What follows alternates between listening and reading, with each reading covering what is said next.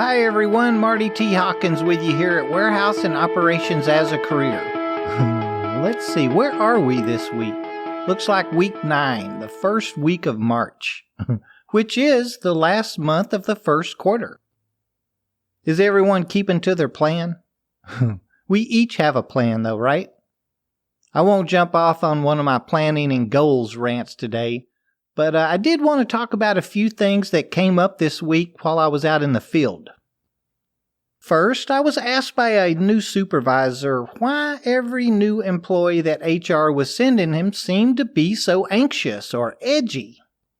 He wanted to talk to his generalist and help them better understand what he wanted the new boots to know. I hear this often. Usually from the newly promoted leads and supervisors. I kind of suggested that we go sit down and grab a cup of coffee, that I did have a few thoughts on this very subject. Now, this supervisor had been working at his facility for about 6 years. He had started out in the sanitation department. He'd moved on to be an order selector for, about 2 of those years, I think. Then he was a forklift operator for about a year, and then an inbound receiver before being promoted to supervision.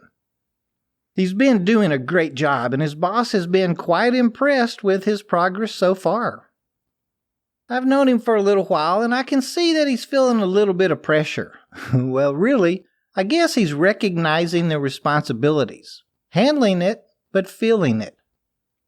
So we went to the break room, and I asked him to think back to his first day that he walked into this building. Of course, he laughed and said that that was almost 7 years ago. I don't know how I felt. I asked him to think about who his boss was, and did he remember meeting him maybe? Now, it was so funny because then the memories started flooding back. He said his boss literally scared him so much, he remembered all of the noise, all of the equipment seemed to stick with him. He remembered all of that. I kind of felt like and said to him that, hey, you just answered your own question, really. It is not that HR is sending the wrong people or needs to be telling them something else. It's you. You need to be helping them more. You have to take that additional 15 minutes with your new associate and help kind of set them at ease. Now, honestly, can't remember the last time I saw someone so excited to get back to the floor and start working with his people again. And as a new employee, I think we can help ourselves in this area as well. I mean, if we have asked questions during the hiring process, questions about anything that we didn't understand and made sure we knew what our position, job description, and what expectations our new employer had regarding my success, I think I'd feel better about my first day. Whenever I can, I try and walk a new candidate out on the docks, show them the aisles, let them see the pace and the movement. As a new associate, we should ask to see the place. Couldn't hurt, right? It's our new job. We bear some of the responsibility regarding how we feel on that first day. Ask those questions as an employee, and be that helpful team member, when given a new teammate. Next, I wanted to ask, do we know how to ask for a raise? Is there even a good way to ask for a raise? Do we know why we're asking for a raise? I think knowing the answer to that last question, in many instances, will determine the outcome of that meeting. Unless we've had a mentor or a close friend share their experiences with us, we maybe should approach the raise subject kind of cautiously. I strongly urge you not to just approach your boss and say, I deserve a pay increase. Their first question is going to be why.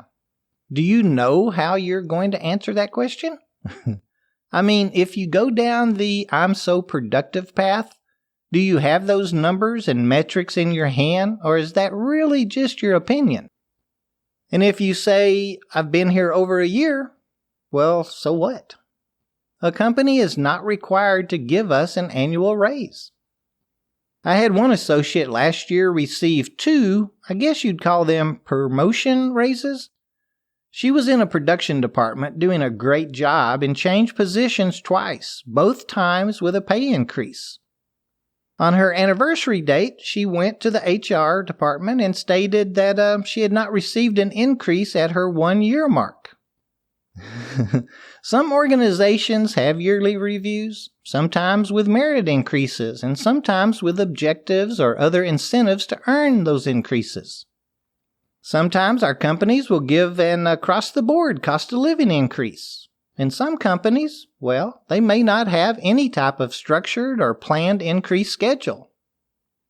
Working for one of those companies may put us in the position that, we'll need to make that walk down the hall and ask for that raise.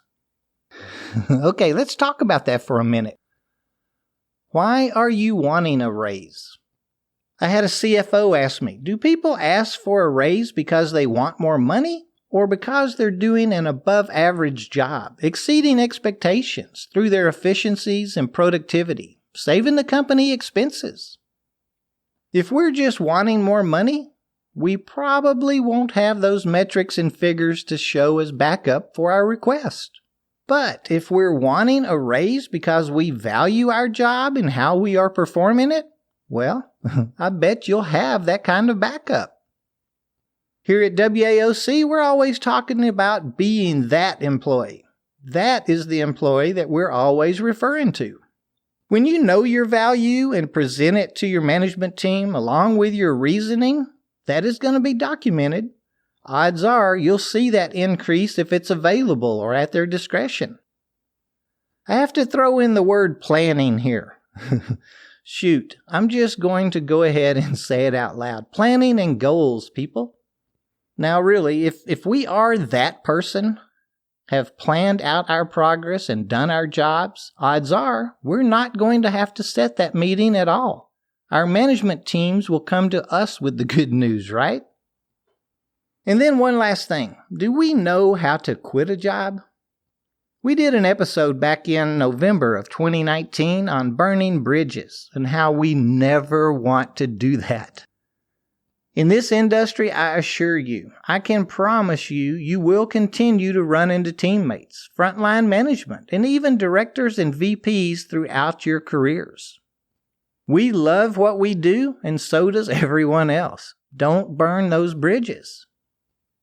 All employers would like a 2-week notice, of course. They need to get us replaced. With that being said, our new employer needs the help now also. That's why they've hired us. In our industry, a week notice is really okay. But show up all 5 days, thinking that Friday well, it's my last day, I'm not going to go in. It's just not the right thing to do. And some companies will even go ahead and dismiss us when we turn in our resignation. It may be just their policy. Maybe they've been burned by an associate before. Don't let it upset you. Just prepare the best that you can for it. I always suggest that we share that possibility with our new employer. They'll probably let us start earlier should our ex-employer let us go. And above all, never, and I know it's hard sometimes, but never just walk away at break or lunch. We were given a job. I've always felt like the least I could do was to go up to my manager and tell them I've made a mistake. This just isn't for me. It's not going to work out. And the same thing goes for ghosting or no-call, no-showing. Don't go down that road. It's our responsibility to let our manager know that we've quit. I've always felt like I wanted to share, why I'm leaving. Was there a bad supervisor or was I misled about the position? We're all adults. I think we can communicate as such. And if we've done our research, planned, see how I threw that in? If we picked and targeted our employer correctly, then none of these scenarios are ever going to happen. So the first quarter wraps up in about 3 weeks. Do you want 3 more quarters just like this one? Are you happy with what you've earned? Happy with your employer? Pleased with your new job? If your answers are yes, then I'm proud of your planning and your goal efforts. If you had to say no to one of those questions, it's not the end of the world. I would just back up, devise a plan, a new goal, and go get it. The truth is, ladies and gentlemen, our jobs, our careers are in our hands. Ours alone. With planning and knowing what we want, well, that's all it takes to succeed. I hope you could relate to something we talked about tonight. I know so many people that have struggled with all three of these before. Having a job is hard. It's a responsibility, but so rewarding at the same time. Until next week, I hope the coming week is great for you. Let's all help a teammate through a struggle. Share a productivity hack, or just lend an ear. And tell them why safety is so important to you.